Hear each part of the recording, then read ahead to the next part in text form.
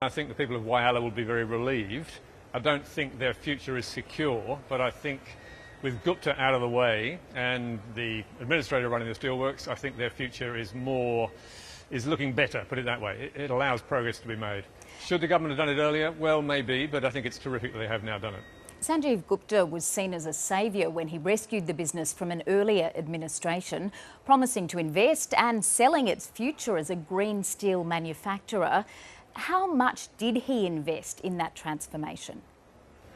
I don't think it's clear, but not very much is the answer. One of the major problems with the Whyalla Steelworks is that it's very, very old and very little money has been put into it for about 20 years. And for all Gupta's promises to make green steel and to build a solar farm and to build a hydrogen plant and to expand capacity from 1 million to 10 million tonnes, none of that stuff has happened. They closed the coke ovens in 2023 because they were so old and cost so much to maintain.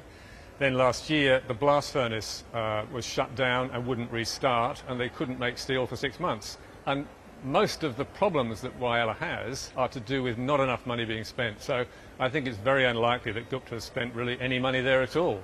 But you can't know because it's a private company and it's very hard to know what's going on inside it.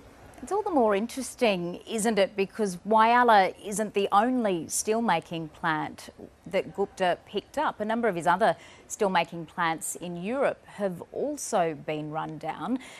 Do you think it is a direct consequence of the collapse of his main financier, Greensill Capital? Look, it's got something to do with that. Certainly, if the money had kept on flowing to Gupta, then he would have had more money to put into Whyalla. I mean, I think one of the reasons why the South Australian government moved in was that it was clear that he was never going to have any money, to invest to make all the promises come true. And I think to a great extent that is because of the collapse of his financier. As you know, Gupta is being investigated by the Serious Fraud Office in the UK for suspected fraudulent trading and money laundering. And some of that is to do with his financial dealings with the major financier, Greensill, that went bust. So he also has, I guess, about a dozen steelworks that he's bought. He bought up ailing steelworks just, you know, hand over fist, and with money from this fringe bank called Greensill. And almost all of them are now either bankrupt or sold or idle. So it's a complete train wreck, the whole thing. If Mr Gupta was here today, what questions would you ask him? I would ask him whether he really thinks he's going to survive and why he's broken all his promises and what he's going to say to the creditors in Whyalla, who he's stiffed $300 million. Steelmaking is a pretty competitive business. It might become even more cutthroat with the advent of those US tariffs. Is it realistic to think that there is a viable business to be run in Whyalla? I think with the steelworks as it is, it probably is not viable for very long, which I think is one of the reasons why the South Australian government stepped in.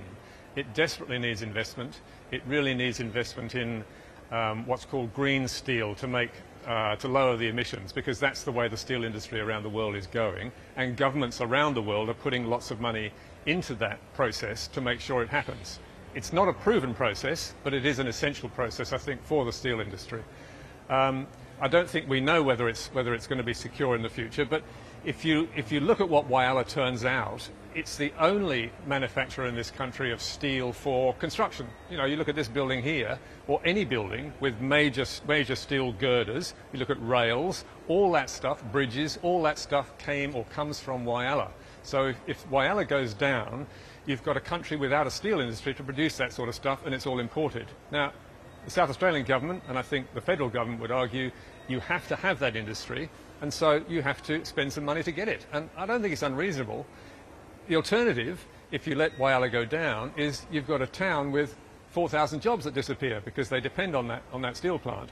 That's going to cost money too if you support those people and if you have to do something about Whyalla. So none of the solutions here are money free. Well, we are going to learn details of the rescue package for Whyalla tomorrow.